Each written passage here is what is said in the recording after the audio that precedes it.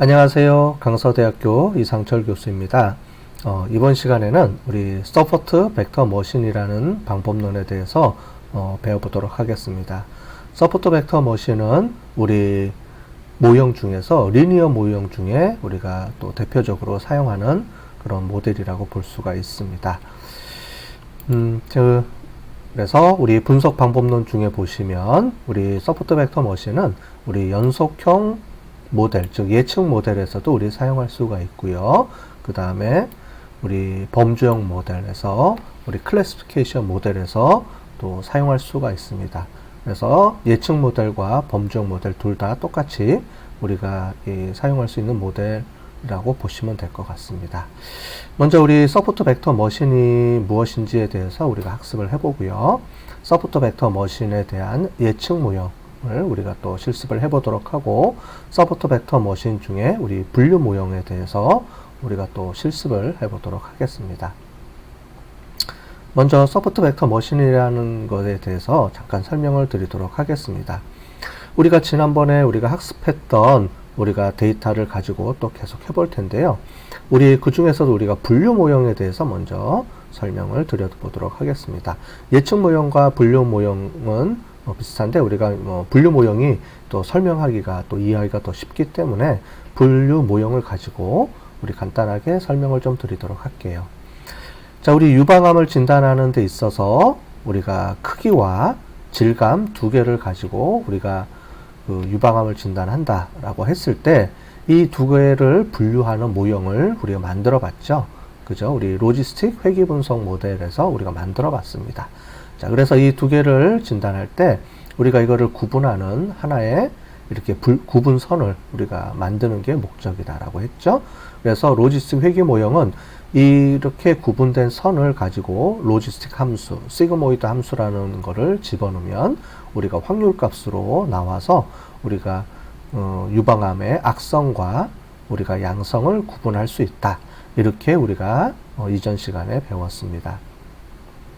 자, 그런데 이런 모델을 하나 구하는데 이런 직선이 하나 있다라고 생각을 해볼 때 이렇게 직선을 하나 구할 수도 있고요.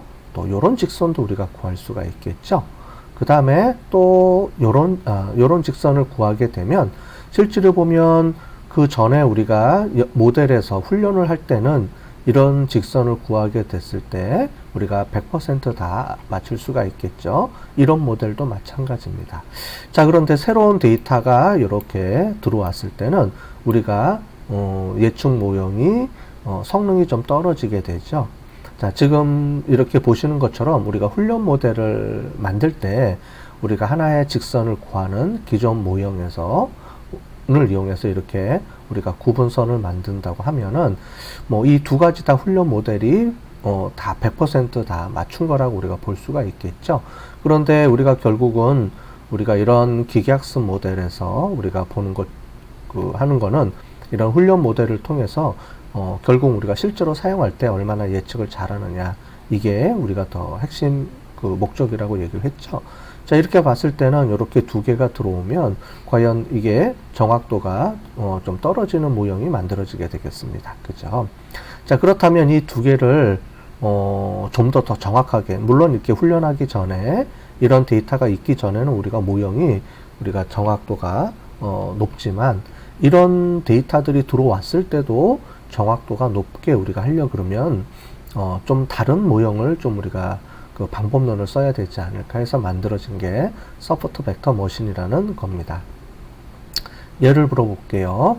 우리가 서포트 벡터 머신이라는 거는 우리가 인공신경망에서 뉴런 하나를 가지고 우리가 했던 모델이 있었습니다. 그죠? 그거를 우리가 확장하는 거다라고 보시면 될 것 같은데, 서포트 벡터 머신이라는 거에서의 큰 핵심은 마진이라는 겁니다. 마진이라는 건데, 이 마진을 또 초평면, 또 결정경계, 이런 거라고 우리가 얘기를 할 수가 있고요. 이 마진을 최대화하는 겁니다.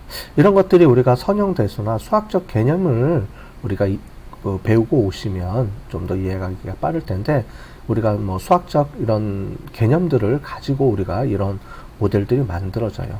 서포트 벡터 머신에서 중요한 건 이 초평면이라는 개념이 중요한 개념이고, 그 다음에 여기서 보는 마진이라는 개념이 중요한 개념입니다. 자, 그래서 보시면 요거는 우리가 서포트라는 게 이렇게 도와준다, 지원해준다라는 거죠. 그래서 벡터라는 거는 하나의 데이터를 의미합니다. 그죠? 데이터를 의미하는데, 요 벡터는 뭐 수학적 개념이 있으니까요. 그래서 서포트 벡터라는 거는 보시는 것처럼 우리가 이것을 이런 모형과 이런 왼쪽 우리 그 양성 모형과 그 다음에 악성 모형을 가지고 우리가 분류를 할 때 이런 벡터들의 도움을 받아서 우리가 마진을 우리가 최대할 수 있는 그런 방법론을 개발한다. 이게 서포트 벡터 머신에 있어서의 가장 큰 핵심이라고 보시면 될 것 같아요. 자, 이렇게 우리가 나눌 때 우리가 아까 전에 보신 것처럼 데이터들이 이런 식으로 될 때 직선, 요 안에 직선이 여러 개가 들어갈 수가 있겠죠. 그 중에서 우리는 어떤 직선을 최대화 하는 직선으로, 최적화 직선이라고 보냐면 서포트 벡터 머신에는 왼쪽에 보시면 왼쪽의 데이터의 가장 오른쪽, 바깥쪽, 이 플러스 지점에 하고 연결성이 가장 큰 가까운 이 벡터 하나, 데이터 하나를 설정을 하고요. 그 다음에 오른쪽에도 보면 이쪽 면에 있어서 우리가 양성, 악성의 그 데이터들이 있습니다. 이 데이터들의 이 서포트 벡터와 이 왼쪽에 있는 서포트 벡터하고 가장 가까운 서포트 벡터들을 지정을 해서 이 두 사이에 우리가 이 마진이라는 거는 요 경계선을 얘기합니다. 이 폭을 의미하는데 이 폭이 가장 넓은, 가장 최대화되는 그런 직선을 우리가 구하는 게 이 왼쪽과 오른쪽 모형에 있어서의 최적화된 직선이다라고 얘기를 합니다. 자, 다시 설명을 드리면 이런 거예요. 우리가 지난번에 우리가 좀 전에 설명드린 것처럼 우리가 이런 직선도 우리가 만들 수가 있고 이런 직선도 만들 수가 있는데 결국은 이 직선보다 더 최적화된 직선은 여기서 보면 이런 직선과 이런 직선을 구해서 이 직선, 즉 뭐냐면 이쪽에 있는 데이터와 양성의 데이터와 이쪽에 있는 악성의 데이터들의 이 폭이 넓다는 거는 우리가 지금 목적이 이거를 분류하는 거잖아요. 그죠? 그래서 구분을 하는 건데 왼쪽에 동그라미 집단과 오른쪽에 X 집단의 그 폭을 가장 넓게 만들어주는 하나의 직선을 구해주게 되면 그걸 여기서 마진이라고 얘기를 하거든요. 그렇게 폭을 제대로 넓혀주는 직선이 결국은 우리가 예측할 때 이 두 개를 구분하는 가장 최적화된 직선이다라는 게 이론적 개념이라고 보시면 될 것 같습니다. 그래서 보시는 것처럼 여러 가지 직선을 우리가 구할 수가 있는데 그 중에서도 왼쪽과 오른쪽의 데이터 경계를 가장 최대화하는 직선을 찾아주는 건데 그렇게 하다 보니까 여기서 보면은 왼쪽에 있어서의 가장 플러스 악성 쪽하고 가장 가까운 데이터 이쪽에서 보면 반대로 그 동그라미 모형 우리가 양성의 데이터들의 가장 가까운 데이터 여기선 벡터라고 하는데 이거를 우리가 설정을 해서 그 두 개의 벡터들을 가지고 우리가 마진을 계산해서 우리가 선을 그려주는 그런 경우가 되겠습니다. 결국은 이 두 개의 직선을 마주보고 이 직선의 가운데 직선, 결국 우리가 이 두 직선을 찾아주는 게 아니고요. 이 두 직선의 가운데 직선이 결국은 우리가 구하고자 하는 최적 직선이 분류선이 된다라는 겁니다. 자, 여기서도 비용 함수라고 하는데요. 우리가 비용 함수에서 우리가 로지스틱 회계 분석에서 뭐 이런 것들을 보면 우리가 정확도라든가 뭐 이런 거를 우리가 봤고요. 회계 모형에서는 우리가 SCM에서 잔차나 이런 것들을 에러 값들을 최소화한다라고 얘기를 했는데 서포트 벡터 머신에서의 최대화는 이 두 가지 직선이 있는데 이 두 개의 직선을 마주 보면서 이 마주보는 거리가 가장 최대화되는 거를 우리가 얘기를 합니다. 그때 그거를 우리가 마진 또는 초평면이라고 얘기를 하고요. 이 초평면은 요걸 얘기합니다. 요 직선. 네. 그래서 서포트 벡터와 직교하는 직선과의 거리라고 우리가 마진이라고 하는데 결국은 요 두 개의 직선과의 거리인데 이거가 가장 최대화되는 가장 멀리 떨어졌다는 거죠. 이 두 개 직선 사이의 거리를 가장 멀게 해주는 그런 직선을 우리가 구해주게 되는데 그 직선의 가운데 직선이 우리가 구하고자 하는 것을 얘기를 합니다. 그때 요 직선과 요 직선의 중간이기 때문에 여기 보시는 것처럼 2분의 1로 나눠주면 되겠죠. 그죠? 그래서 이렇게 직선을 구하게 주게 되면 요게 x축이 되겠고요. 요게 y축이 됩니다. 그죠? 그래서 x축과 y축의 경계선을 0으로 만들어주는 이런 공식을 이용해서 우리가 풀게 되면 요 직선에 우리가 공식이 만들어집니다. 네. 자, 우리가 여태까지 배운 내용들은 우리가 y는 ax 플러스 b 이런 식으로 배웠기 때문에 여기서는 조금 헷갈릴 수가 있어요. 함수가 여기서 보면은 x축과 x2축, x1축, x2축을 동시에 오른쪽에 놓고 이거를 0으로 만들어주는 직선을 찾아주기 거기 때문에 방정식을 이용을 해서 우리가 사용하는 거기 때문에 우리가 여태까지 배운 함수랑은 조금 여러분들이 헷갈릴 수가 있는데 그런 건 잘 구분해서 쫓아오시면 좋을 것 같습니다. 예를 들어 보면 이런 데이터들이 있으면 이렇게 우리가 두 진함을 지나는 직선을 우리가 이용을 하게 되고요. 요 두 개의 직선, 요게 만약에 서포트 벡터 가장 가까운 두 선이라고 하면 여기 이제 데이터들이 많이 있겠죠. 이쪽도 데이터들이 많이 있으면 이거를 관통하는 이 두 가지의 직선을 구해주게 되고 이 직선을 우리가 수직으로 만들어주는 두 가지 그 직선을 우리가 또 구해주게 되고요. 그 가운데 직선을 직각으로 해주게 되면 그때 요 두 가지의 폭이 가장 최대화되는 지점이 우리가 될 것 같습니다. 요 마진이 가장 최대화되는 직선이라고 우리가 볼 수가 있습니다. 이런 것들은 이제 우리가 수학적 개념을 이용을 해서 우리가 푸는 거기 때문에 여러분들이 이런 것들을 좀 이론적으로 배우고 싶으시면 수학을 좀 더 공부하셔가지고 오시면 좋을 것 같아요. 여기서 간단하게 설명만 드리고 그런 것들은 나중에 뒤에 여러분들이 좀 더 공부를 하고 싶으신 분들은 더 공부를 하시면 좋을 것 같습니다. 간단하게 우리가 수치를 들어서 예를 한번 들어볼게요. 요런 데이터들이 있습니다. 요런 데이터들이 있으면 지금 보시면 플러스의 데이터가 하나 있고요. 2, 3인 지점, 마이너스의 11과 20이라는 데이터가 있다라고 해봅시다. 자, 그렇게 했을 때 이 세 개의 지점에서 가장 가까운 데이터를 구하게 되면 요 데이터와 요 데이터가 되겠죠. 그죠? 그래서 둘 사이에 가장 가까운 두 점을 먼저 찾고요. 이 두 점의 기울기를 직선을 지나는 초평면을 구하게 되는데 여기 보시게 되면 이 직선의 기울기는 여기가 a가 1이 되고요. y가 그러니까 1일 때 그러니까 x가 하나 변할 때 x1이 하나 변할 때 x2는 지금 보면 두 개가 변하죠. 그죠? 1일 때 2니까. 그죠? 우리가 기울기라고 기울기죠. 기울기니까 기울기라고 보시면 x1이 하나일 때 x2가 두 번 변하니까 이렇게 우리가 표시를 해줄 수가 있습니다.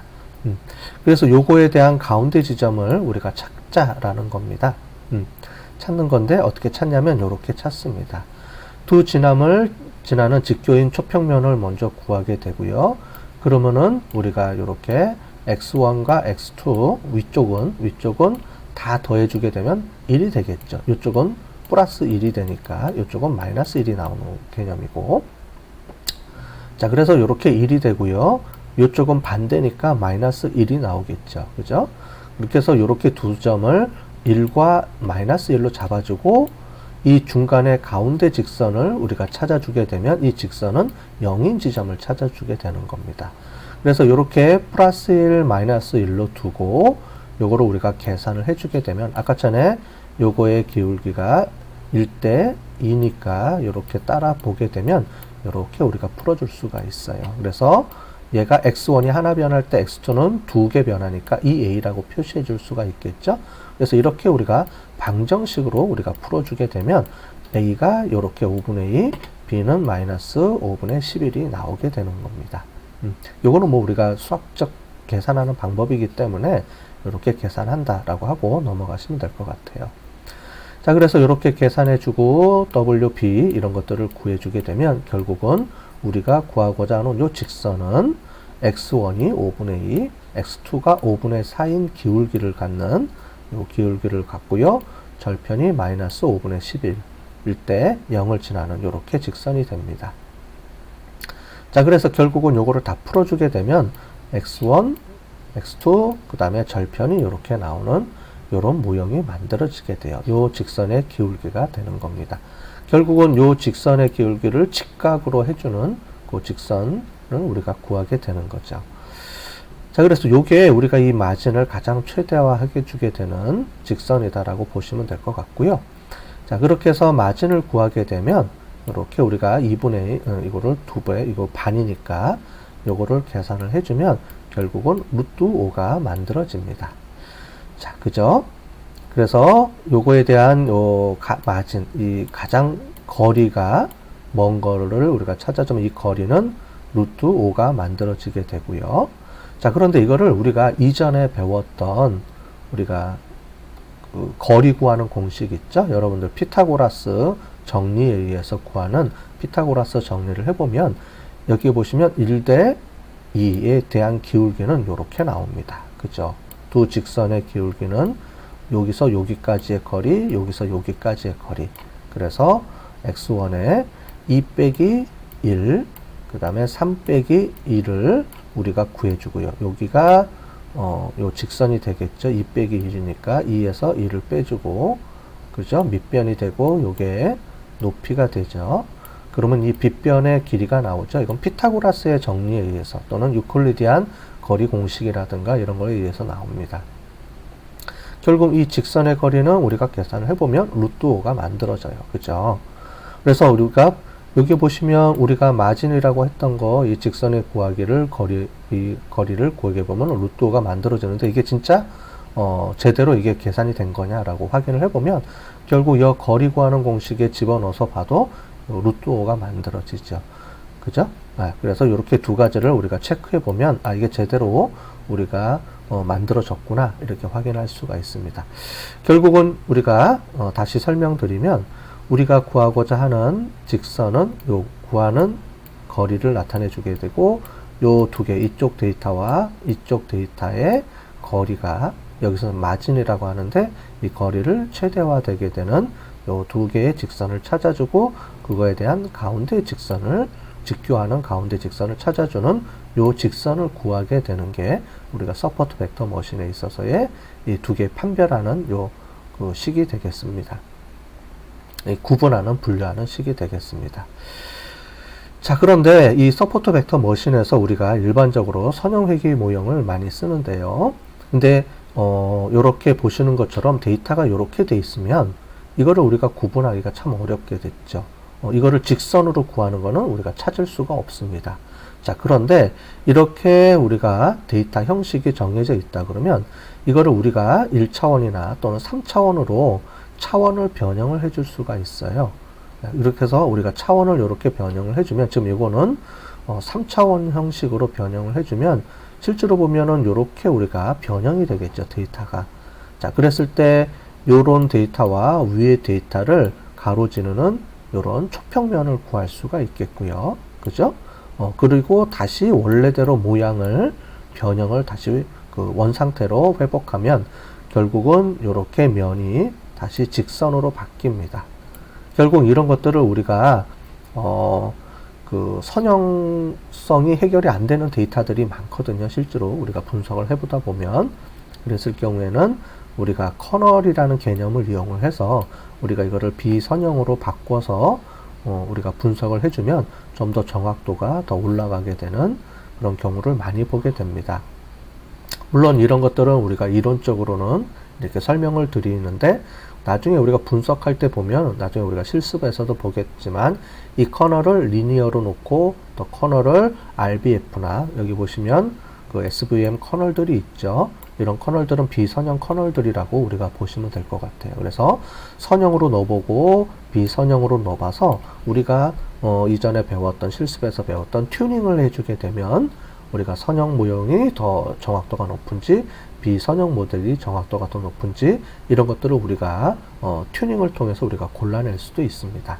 자, 그래서 이런 커널들은 바로 이렇게 선형으로 우리가 해결 못하는 이런 문제 데이터들을 비선형으로 처리할 때 활용한다 라고 보시면 될 것 같습니다. 자, 그 다음에 이런 규제들이 있어요. 이 규제들은 개별 가중치 값을 제한해서 모델의 복잡도를 축소해 주게 되는 겁니다. 자, 그래서 모델을 좀 더 가중치를 복잡하게 해줄 거냐 아니냐 이런 것들을 우리가 결정하는데, 우리가 지난번에 배웠던 것처럼 이런 것들을 우리가 등고선이라고 우리가 얘기를 했죠. 그래서 이런 등고선에 최적화된 이 가운데로 가게 되면 이 등고선의 최소 지점으로 우리가 가는 겁니다. 이 동그라미는 에러 값들이 같은 거를 묶어 놓은 게 등고선이라 그랬죠. 그래서 요런 것들은 에러 값들이 서로 같은 거를 등고선이가 되고, 그래서 결국은 우리가 이거로 밑으로 이렇게 최적화 시켜 나가는데, 결국은 요런 거를 우리가 할 때 이거를 우리가 그 규제라고 하는 그런 부분을 통해서 이거를 좀 조정해 주는 게 있어요. 페널티를 준다고 하는데, 이 페널티에 따라 가지고 이 비용들이 이렇게 조정이 됩니다. 같이 연동이 되겠죠. 그래서 이거를 우리가 규제한다라고 하는데, L1 규제, 뭐 L2 규제, 뭐 이런 게 있어요. 그래서 이런 것들을 규제를 증가시켜 주면 뭐 가중치가 감소가 되고 훈련 데이터의 의존성을 축소시켜 준다, 뭐 이런 내용이 있는데, 결국은 이렇게 구해주는 우리가 파라메타에서 결국은 이 규제를 파라메타로 처리를 해줍니다. 이거를 좀 데이터를 늘렸다가 규제를 많이 했다가 적게 해줬다가 하면서 이거에 대한 페널티를 언제 줬을 때, 어떤 값이 주어졌을 때 모형의 적합도가 최대로 올라가는지를 이거를 우리가 튜닝을 이용해서 우리가 하게 되죠. 그래서 그런 것들을 우리가 규제한다 라고 얘기를 해주면은 이해를 하시면 될 것 같아요. 우리가 이미 튜닝하면서 이런 것들을 많이 설명을 드렸을 겁니다. 튜닝하면서 배웠는데 L1 규제, 뭐 L2 규제라고도 하고도요. 또 아니면 파라메타 값에 C를 조정하기도 하고, 뭐 모형마다 다양하게 이런 그 페널티 값을 주거나 아니면 파라메타 값을 조정해주는 그런 데이터 방법들을 사용합니다. 이렇게 분석을 해보면 우리가 조금 전에 우리가 예제로 들었던 유방암 진단에 대한 데이터를 가지고 우리가 서포트 벡터 머신을 실제로 구해보면은요, 이렇게 우리가 하나의 두 개 서포트 벡터들을 설정을 해서 이 서포트 벡터에 직각이 되는 직선을 하나 구하게 되고요. 그 다음에 이 서포트 벡터의 직각인 직선을 구하게 되고, 양쪽으로, 그 다음에 그 가운데 이렇게 직선을 구하게 되겠죠. 그죠? 자, 이렇게 되면 우리가 이전에 봤던 것처럼 이런 데이터들이 들어오더라도 최대한, 물론 훈련 모델에서는 우리가 나타나지 않겠지만 테스트나 이런 실제 데이터들을 가지고 보면 결국은 이 두 개 직선이 아닌 이 가운데 최대, 이 거리가 최대화되는 직선을 우리가 구해주기 때문에 이런 식으로 데이터가 최대한 가깝게 이쪽으로 멀어지더라도 이런 데이터까지 우리가 결국은 찾아내 주게 된다라고 보시면 될 것 같습니다. 자, 이런 쪽으로 우리가 서포트 벡터 머신에 대해서 배워봤고요. 자, 그러면 지금부터 우리가 한번 실습을 통해서 서포트 벡터 머신을 이제 돌리는, 우리가 분석하는 방법에 대해서 이제 배워보도록 하겠습니다.